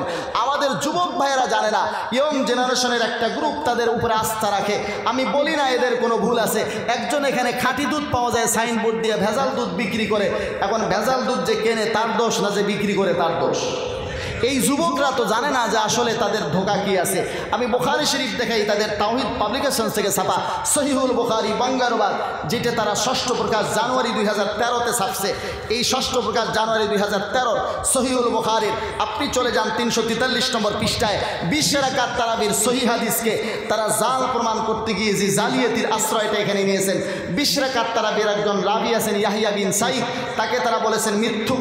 ইয়াহিয়া বিন সাঈদ কর্তৃক বর্ণিত কোনো কথাই সত্য নয়, বরং প্রত্যাখ্যাত, কারণ সে হলো মিথ্যাবাদী। ইয়াহিয়া বিন সাঈদকে মিথ্যাবাদী কেন বলল? 20 রাকাত তারাবির উনি রাবি, সে কারণে। উনি যদি মিথ্যুক হয়ে যান তাহলে 20 রাকাত তারাবির হাদিস জাল হয়ে যাবে। মুসলমান ভাইরা আমার, বুখারী শরীফ হচ্ছে একজন মুসলমানের আস্থার দ্বিতীয় কেন্দ্রবিন্দু। একজন মুসলমান আর মুমিনের 1 নম্বর আস্থার কেন্দ্র হলো কোরআন শরীফ, দ্বিতীয় নম্বরে বুখারী শরীফ। বুখারী শরীফ নিয়ে যারা জালিয়াতি করে তারা কত বড় বাটপার, কত বড় ধোঁকাবাজ, একটু চিন্তা করবেন। মুসলমান ভাইরা আমার, আমরা এবারে চলে যাই বুখারী শরীফ খণ্ড নম্বর 1 পৃষ্ঠা নম্বর 2 হাদিস নম্বর 1 রাবি নম্বর 3। একেবারে বুখারী শরীফের প্রথম হাদিস, বুখারী শরীফের প্রথম হাদিসটাতে একটু চলে যাই। একেবারে প্রথম খণ্ডের প্রথম হাদিস, বুখারী শরীফের বুনিয়াদ যে হাদিসের উপরে, ওয়াবিহি ক্বালা হাদাসানা আল হুমাইদি ক্বালা হাদাসানা সুফিয়ান ক্বালা হাদাসানা ইয়াহইয়া ইবনে সাঈদ আল আনসারী। ওই ইয়াহইয়া বিন সাঈদ আনসারী যাকে তারা বললেন মিথ্যুক, যার হাদিসকে তারা জাল বানায় দিলেন। 20 রাকাত তারাবির রাবি হওয়ার কারণে যাকে মিথ্যুক বলে, 20 রাকাত তারাবির সহিহ হাদিসকে জাল প্রমাণ করার জন্য যে জালিয়াতিটা ওনারা বুখারী শরীফের নামে করলেন, সেই বুখারী শরীফের প্রথম হাদিসের রাবি ইয়াহইয়া বিন সাঈদ। মুসলমান ভাইরা আমার, আপনি 10 তলা বিল্ডিং করেছেন, তার ভিত্তি যদি 16 দিয়ে দেন তাহলে এই 10 তলা বিল্ডিংকে টিকবে। বুখারী শরীফের প্রথম হাদিসটাই তাদের ভাষ্য অনুযায়ী জাল হয়ে যাবে। যেহেতু এই হাদিসের মধ্যে 20 রাকাত তারাবির ওই রাবি ইয়াহইয়া বিন সাঈদ আছে, তাহলে বুখারী শরীফের প্রথম হাদিসটাই কি জাল? বুখারী শরীফের বুনিয়াদি কি জাল? এটা একটা জালিয়াতি। যখন আমরা ধরেছি, এখন বর্তমানে আমি আপনাদেরকে চ্যালেঞ্জ করছি, বর্তমানে বাজারে যত বুখারী শরীফ আছে কোনো একটাতেও এই কথাটা আর নাই। এই পৃষ্ঠা গায়েব করে দিয়েছেন। কেন ভেতরে ভেতরে পৃষ্ঠা গায়েব করলা? কেন ভেতরে ভেতরে পৃষ্ঠা গায়েব করলা? গোটা মুসলিম উম্মার কাছে ক্ষমা চাওয়া উচিত ছিল যে জাতির সাথে তোমরা গাদ্দারি আর বেঈমানি করেছো, বেওয়াফাই করেছো, বুখারী শরীফের নাম নিয়ে তোমরা জালিয়াতি করেছো। মুসলমান ভাইরা আমার, 8 রাকাত তারাবির কোনো সহিহ হাদিস নাই। 8 রাকাত তারাবির ডবল দুর্বল হাদিস আছে। 8 রাকাত তারাবির কোনো সহিহ হাদিস নেই। ইবনে হিব্বান শরীফের 6 নম্বর খণ্ডের 290 নম্বর পৃষ্ঠা 2549 নম্বর হাদিস, এইখানে হাদিস আছে। আমি আপনাদেরকে বলি, এই হাদিসের মধ্যে দুইজন দুর্বল রাবি আছেন। ইয়াকুব ইবনে ঈসা ইবনে জারিয়া, ঈসা ইবনে জারিয়া সম্পর্কে ইমামে বুখারী রাহমাতুল্লাহ আলাইহি দুর্বল রাবিদের শর্ট লিস্ট করেছেন কিতাবুজ যুআফাইস সাগীর। এই কিতাবের মধ্যে তিনি লেখেন ঈসা ইবনে জারিয়া সম্পর্কে মুনকার বলে দুর্বল পচা রাবিকে। যঈফ বলতে যে দুর্বল বোঝায়, তার চেয়ে দুর্বল রাবিকে বলে মুনকার। আমরা বলি না খারাপ কাজ, পচা কাজ। এরকম দুর্বল রাবি যার হাদিস ইমাম বুখারী রাহমাতুল্লাহ বলেন গ্রহণযোগ্য হতে পারে না। আমি যাকে মুনকার বলি তার থেকে হাদিস গ্রহণ করা আমি বৈধ মনে করি না। এইরকম ডবল দুর্বল হাদিস আছে 8 রাকাত তারাবির। 8 রাকাত তারাবির কোনো সহিহ হাদিস নাই। বুখারী শরীফের মধ্যে প্রথম খণ্ডের 154 নম্বর পৃষ্ঠার 1136 নম্বর হাদিস, যেটা মূল কিতাবে 1136 নম্বর হাদিস হিসেবে উল্লেখ করা আছে। আপনি ফথল বাড়িতে গুগল ইন্টারনেটে পাবেন 1147 নম্বর হাদিস হিসেবে। সেই হাদিসটা দিয়ে তারা দলিল দিয়ে একটা ধোঁকাবাজি করে। এই হাদিসের মধ্যে আছে মা আয়েশা সিদ্দিকা রাদিয়াল্লাহু তাআলা আনহা বলেন, আল্লাহ রাসূল রমজান এবং রমজান ছাড়া বাকি 11 মাস তারা নামাজ পড়তেন হলো 11 মাস। বাকি 11 মাস এবং রমজান সহ 12 মাস আল্লাহর নবী পড়তেন 8 রাকাত আর 3 রাকাত বেতের 11 রাকাত। মুসলমান ভাইরা আমার, হযরত আবু সালমা তাবি এই হাদিসের রাবি, তিনি গেছেন মা আয়েশার কাছে জিজ্ঞাসা করতে আল্লাহ রসুল রমজানে কীরকম নামাজ পড়তেন। মুসলমান ভাইরা আমার, আল্লাহ রসুল তারাবির নামাজ পড়েছেন মসজিদে পুরুষ সাহাবীদেরকে নিয়ে, বিবিদেরকে নিয়ে নয়। উনি বিবিদের কাছে জানতে গেছেন কেন? বিবিদের কাছে এই জন্য জানতে গেছেন যে উনি তারাবির নামাজ সম্পর্কে জানতে চান নাই। তারাবির রাগাত সম্পর্কে জানতে চাইলে পুরুষ সাহাবীদেরকে নিয়ে আল্লাহ রসুল মসজিদে তারাবির নামাজ পড়েছেন। পুরুষ সাহাবীরা তো তার জন্য যথেষ্ট ছিলেন। তিনি গেছেন মা আয়েশার কাছে ওই নামাজ সম্পর্কে জানতে, যেই নামাজের কথা পুরুষ সাহাবীরা জানেন না, যেই নামাজের কথা জানেন মা আয়েশা, যেই নামাজের কথা জানেন বিবিরা নীরবে নিবৃতে রাতে তাহাজ্জুদের যে নামাজ পড়তেন সেই নামাজ সম্পর্কে জানতে গেছেন। মা আয়েশা বলেন 12 মাস আল্লাহ রসুল 8 রাকাত তাহাজ্জুদ 3 রাকাত ভিতর পড়তেন বেশিরভাগ সময়, কারণ এর চেয়ে কম বেশি হতো না এমন না। এর চেয়ে কম বেশির রেওয়ায়াত মা আয়েশার থেকে আছে, সেটা বলার আমার সময় নেই এখন। এর চেয়ে কম বেশির রেওয়ায়াত আল্লাহ নবীর থেকে বর্ণিত আছে। মা আয়েশা রাবি হিসেবেই বর্ণনা করেছেন 8 রাকাতেরও বেশ কম আছে। 8 রাকাত তাহাজ্জুদ 3 রাকাত ভিতর স্বাভাবিকভাবে আল্লাহ রসুল পড়তেন। মুসলমান ভাইরা আমার, তারাবির নামাজ কি 12 মাস পড়ে না? তাহাজ্জুদ 12 মাস পড়ে। আর একটা মোটা পয়েন্ট আপনাদেরকে ধরাই দিই, মাথায় বসায় নেবেন। মা আয়েশা রাদিয়াল্লাহু তাআলা আনহা ইন্তেকাল করছেন 58 হিজরিতে। কত হিজরিতে? 20 রাকাত তারাবির জামাত মসজিদে নববীতে হযরত ওমরের জামানায় প্রতিষ্ঠিত হয়েছে 14 হিজরিতে। আপনি 58 থেকে 14 বিয়োগ দেন, 44 থাকে। হযরত ওমর ইবনুল খাত্তাব রাদিয়াল্লাহু আনহু সমস্ত সাহাবায়ে কেরামের পরামর্শে একত্রে সমস্ত সাহাবায়ে কেরাম 20 রাকাত তারাবির নামাজ যে পড়া শুরু করলেন মসজিদে নববীতে, উবাই ইবনে কাব ইমাম বানাইয়া এই 20 রাকাত তারাবির জামাত শুরু হলো 14 হিজরিতে।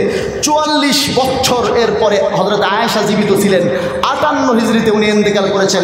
এই দীর্ঘ 44 বছরে মা আয়েশা সিদ্দিকার মাথায় একবারের জন্য আসে নাই আল্লাহ রসুলের জায়নামাজে, উনার হুজরা শরীফের ওয়াল সংলগ্ন মসজিদ হুজরা শরীফে আল্লাহ রসুলের জায়নামাজে, আল্লাহ রসুলের মেহরাবে মসজিদে নববীতে, উনার হুজরা শরীফের উনার ঘরের ওয়ালের পাশে 20 রাকাত তারাবির জামাত হতো। 44 বছর নিজে চোখে দেখেছেন। কোনো দিন মা আয়েশা সিদ্দিকার মাথায় আসে নাই। ওনার থেকে বর্ণিত এই হাদিসটা 8 রাকাত তারাবির দলিল হয়, 20 রাকাতের বিরুদ্ধে প্রমাণ হতে পারে। মা আয়েশা সিদ্দিকার মাথায় কোনো দিন আসলো না। একাকী কোনো দিন কাউকে বলেন নাই, জনসম্মুখে কোনো দিন কাউকে বলেন নাই, কানে কানে কোনো দিন কাউকে বলেন নাই যে ওরা নবীর সাহাবীরা তোমরা 20 রাকাত তারাবি পড়ো, আমার কাছে তো 8 রাকাত তারাবির একটা হাদিস আছে। মা আয়েশা সিদ্দিকার মাথায় আসলো না। ওনার হাদিস দিয়ে 8 রাকাত তারাবি প্রমাণ হয়। ওনার ইন্তেকালের 1400 বছর পরে লামাজহাবি সাহেবেরা বুঝে নিল এই হাদিস 8 রাকাত তারাবির দলিল হয়। তাহলে কি তাদের কাছে রুহের খোরাক দেনেওয়ালা নতুন কোনো নবী আসতেছে? আল্লাহ পাক রব্বুল আলামিন হেফাজত করেন এই ধরনের বিভ্রান্তি থেকে। আমি বলি আল্লাহর নবীর জামানাত থেকে নিয়ে খায়রুল কুরুনের মধ্যে 20 রাকাতের নিচে তারাবির নামাজ পড়ার বিশুদ্ধ কোনো বর্ণনা নাই। 8 রাকাত তারাবির এই ধারণাটা বেদাতি ধারণা, এবং লামাজহাবি শায়েখদের আগে কেউ 8 রাকাত তারাবি এই পৃথিবীর বুকে পড়েছে তার বিশুদ্ধ কোনো প্রমাণ নাই। আমি আপনাদেরকে প্রমাণ দেখাই। তিরমিজি শরীফ খণ্ড নম্বর 1 পৃষ্ঠা নম্বর 166, এখানে ইমামে তিরমিজি রহমতুল্লাহ আলাইহি তারাবির রাকাত সম্পর্কে আলোচনা করেছেন। সেখানে তিনি উল্লেখ করেছেন তারাবির রাকাত সম্পর্কে মদিনাবাসীদের আমল ছিল 41 রাকাত বিতির সহ, মানে মূল হলো 20, কিন্তু মক্কাওয়ালারা 4 রাকাত পরপর 4 রাকাত পরপর তোয়াফ করতেন। মদিনাওয়ালারা এই জন্য ওনারা দেখলেন এরা তো কাবা শরীফ পাইতেছে, তোয়াফ করতেছে, আমরা পিছনে থাকবো, 4 রাকাত করে মাঝখানে বাড়ায় দিয়া তারা 4 4 16 2 রাকাত সুন্নত 3 রাকাত বিতির সব মিলে 41 রাকাত পড়তেন। এবং মক্কাবাসীরা পড়তেন কত? এখানে লেখা আছে ওয়াকসারু আহলুল ইলমি বালা মারুবিয়া আন আলী ইবনে ওমর ওয়া গায়রি ইমামিন আসহাবিন নবী সাল্লাল্লাহু আলাইহি ওয়াসাল্লাম 20 রাকাতান। আর হযরত আলী ওমর সহ অন্যান্য সাহাবায়ে কেরাম এবং এই উম্মতের অধিকাংশ উলামায়ে কেরাম অধিকাংশ উম্মত পড়তেন 20 রাকাত। মদিনাবাসীরা পড়তেন 41, মক্কাওয়ালারা পড়তেন 20। ইমাম তিরমিজি রাহমাতুল্লাহ ইন্তেকাল 279 হিজরিতে। হাদিস খালি পড়লে হয় না, হাদিস বুঝতে হলে হাদিসের রাবীদের জীবনী জানতে হয়, হাদিসের কিতাবের লেখকদের জীবনী জানতে হয়। ইমাম তিরমিজির ইন্তেকাল 279 হিজরিতে, মানে আল্লাহ নবীর জামানাত থেকে নিয়ে 3য় শতাব্দীর শেষ প্রান্ত পর্যন্ত, যেখানে হাফেজ শামসুদ্দিন যাহাবী মিজানুল আতেদালের মধ্যে লিখেছেন খায়রুল কুরুন হলে 3য় শতাব্দীর শুরু পর্যন্ত, সেখানে 3য় শতাব্দীর শেষ প্রান্ত পর্যন্ত পুরা মুসলিম উম্মার আমলের তাহকিক করে তিনি এখানে উল্লেখ করেছেন 279 হিজরি 3য় শতাব্দীর শেষ প্রান্ত পর্যন্ত আল্লাহ নবীর জামানাত থেকে নিয়ে 20 রাকাতের নিচে কোনো মুসলমান তারাবির নামাজ পড়ত না। কাজেই 8 রাকাত তারাবির আইডিয়া বেদাতি আইডিয়া। সমস্ত সাহাবায়ে কেরামের সম্মিলিত সিদ্ধান্ত 20 রাকাত তারাবি যারা মানে না তারা কি সাহাবীদেরকে মানে? সাহাবীদেরকে যারা মানে না তারা কোনোদিন হকপন্থী হতে পারে না। আপনি সূরাতুল বাকারার 137 নম্বর আয়াতে যান, প্রথম পারার একেবারে শেষ পৃষ্ঠায় আল্লাহ পাক রব্বুল আলামিন বলেন, ফাইন আমানু বিমিথলি মা আমানতুম বিহি ফাকাদ ইহতাদাউ। গোটা পৃথিবীর মুসলমানরা যদি তোমরা সাহাবীরা যে মানদণ্ডে ঈমান এনেছো, দিন পালন করো, শরীয়ত পালন করো, তোমাদের মানদণ্ডে ঈমান, ইসলাম, দিন, শরীয়ত যদি পালন করে গোটা পৃথিবীর মানুষ হেদায়েত প্রাপ্ত। আর সাহাবায়ে কেরামের মতো ঈমান, ইসলাম, দিন, শরীয়ত পালন যদি কেউ না করে তারা পথভ্রষ্ট। এজন্য দেখবেন সমস্ত সাহাবায়ে কেরামের ঐক্যবদ্ধ সিদ্ধান্ত যেই ব্যাপারে থাকে, সেই ব্যাপারে কোনো মুস্তাহিদ ইমামদের ভিন্ন কোনো অভিমত দেওয়ার কোনো অধিকার থাকে না, ভিন্ন কোনো অভিমত থাকেও না। যেহেতু 20 রাকাত তারাবি সমস্ত সাহাবায়ে কেরামের সম্মিলিত সিদ্ধান্ত, এই জন্য দেখবেন আপনি ইমামে আবু হানিফা রহমতুল্লাহ আলাইহির এই ব্যাপারে ভিন্ন কোনো অভিমত নাই, ইমামে শাফি রহমতুল্লাহ আলাইহির এই ব্যাপারে ভিন্ন কোনো অভিমত নাই, ইমামে মালিক রহমতুল্লাহ এই ব্যাপারে ভিন্ন কোনো অভিমত নাই, ইমাম আহমদ ইবনে হাম্বল রহমতুল্লাহ এই ব্যাপারে ভিন্ন কোনো অভিমত নাই। অভিমত আছে তো লামাযহাবী শায়েখদের আছে। কাজেই লামাযহাবী শায়েখরা বাতিল হওয়ার অন্যতম প্রমাণ হলো 20 রাকাত তারাবির সমস্ত সাহাবায়ে কেরামের ঐক্যবদ্ধ সিদ্ধান্তকে না মানা। আল্লাহর নবী বলেন, মানা আলাইহি ওয়া আসহাবি, নবীর তরিকা, সাহাবায়ে কেরামের তরিকার উপরে যারা চলবে তারাই একমাত্র নাজাতপ্রাপ্ত, হেদায়েতপ্রাপ্ত, আর না হলে তারা পথভ্রষ্ট। মুসলমান ভাইরা আমার, যারা সালাফকে মানে না তারা সালাফি হতে পারে না, যারা সাহাবীদেরকে মানে না তারা কোনোদিন সালাফি হতে পারে না, যারা আইম্মায়ে মুজতাহিদিনদেরকে মানে না তারা কোনোদিন সাহাবী হতে পারে না। আর আহলে হাদিস বলছেন, আহলে হাদিস তো হাদিস বিশারদদেরকে বলে, হাদিস মানলে আহলে হাদিস হয়, এইটাও তো একটা বেদাতি পরিভাষা। আজকে এ পর্যন্তই, বাকি কথা ইনশাআল্লাহ অন্য কোনো সময়। আল্লাহ পাক রব্বুল আলামিন কোরআন সুন্নাহর সহি কথাগুলোকে সহিভাবে বুঝবার, শুনবার, বলবার, আমল করার প্রথমে আমাকে তৌফিক দান করেন, তারপর আপনাদের সকলকে। এই আয়াতের বাকি তাফসীর, এই বিষয়গুলোর বিস্তারিত আলোচনা অন্য কোনো বৈঠকে। আজকে এ পর্যন্ত, দোয়া করবেন ইনশাআল্লাহ। রাজু ভাই আসতে আসতে আমি তো বুঝিনি যেতে তাড়াতাড়ি শেষ করবেন, 10 মিনিট। রাজু ভাই আসো, কিন্তু খারাপ হয়ে যাবে। যেমন ব্রাদার রাহুল সহ অন্যরা, অন্যান্য শায়েখ মাযহাব সহ অন্য বিষয় নিয়ে বহাস করতে চায়। কে দিয়েছেন? দয়া করে দাঁড়ান। এই পর্চাটা কে দিয়েছেন? ওই ভুয়া কথা, আপনি খামাখা একটু কথা বলেন কেন? আমি বলি, ব্রাদার রাহুল যেটা আছে এটা হলো জাহেলে মোরাক্কাব। সে এক লাইন আরবি পড়তে জানে না। যে এক লাইন আরবি পড়তে জানে না, যে এক লাইন আরবি পড়তে জানে না, সে বাহাস কি করবে? এদের সাথে আমরা বাহাস এটা এই জন্য করতে চাচ্ছে ব্রাদার রাহুল, যে আমার ইন্টারনেটে বয়ান আছে এবং আমরা যারা এই বিষয়গুলো নিয়ে আলোচনা করি, আমাদের সম্মিলিত সিদ্ধান্ত আছে, এই ব্রাদার টাদার মতো জাহেলে মোরাক্কাবদের সাথে আমরা বসবো না। তবে তাদের কোন শায়েখ বসতে চান আপনি বলেন? যে কোনো স্বীকৃত ইউনিভার্সিটির থেকে অথবা কোনো মাদ্রাসার থেকে দাওরায়ে হাদিস পাস করছে, লেখাপড়া আছে, লেখাপড়া জানে, এই ধরনের কোনো শায়েখের সাথে আমরা বসতে পিছপা হব না ইনশাআল্লাহ। বলেন কোন শায়েখ বসবে? আব্দুর রাজ্জাক সাহেব, মুজাফফর বিন মহসিন সাহেব, ওনাদের থেকে ডেট নেন, আমরা ইনশাআল্লাহ বসবো, ওনাদের ডেটে বসবো, কোনো সমস্যা নেই। ভাই এগুলো আমাদের দেখা আছে। ওই এই জন্য বলতেছে যে ওর সাথে আমরা বসবো না, আমরা ডিক্লেয়ার দিয়েছি, কারণ সে জাহেলা, একটা লাইন আরবি পড়তে পারে না, তার সাথে আমাদের ছাত্ররা বসবে যে সে একটা সিগা জানে না, একটা মাদটা কি বলতে পারবে না, একটা মুজাররাদ থেকে মসজিদ ফিতে গেলে কি অর্থ হয় সেটা সে জানে না, এ বাহাস করবে আমাদের মুহাদ্দিসিনে কেরামের সাথে। আরে ব্রাদার রাহুল আমাদের সাথে বসবে, আমাদের কাছে যারা পড়ে তারা মুহাদ্দিস হয়, আমাদের কাছে যারা পড়ে তারা শাইখুল হাদিস হয়, আমাদের কাছে যারা পড়ে তারা বুখারী শরীফ, তিরমিজি শরীফ পড়ায়, আমাদের কাছে যারা পড়ে তারা মুফতি হয়। আর ও তো বুখারী শরীফ পড়তেও জানে না। বুখারী শরীফের একটা পৃষ্ঠা যদি সে আমার সামনে পড়তে পারে, আমি তারে নগদ 1 লাখ টাকা পুরস্কার দেব, বাহাস করা লাগবে না। এবার এই সমস্ত প্রশ্নের উত্তর আপনারা অন্য কোনো সময় নিন। আজকে এ পর্যন্ত আমার একটু ছুটি দেন, বাকি আলোচনা ইনশাআল্লাহ অন্য কোনো সময়।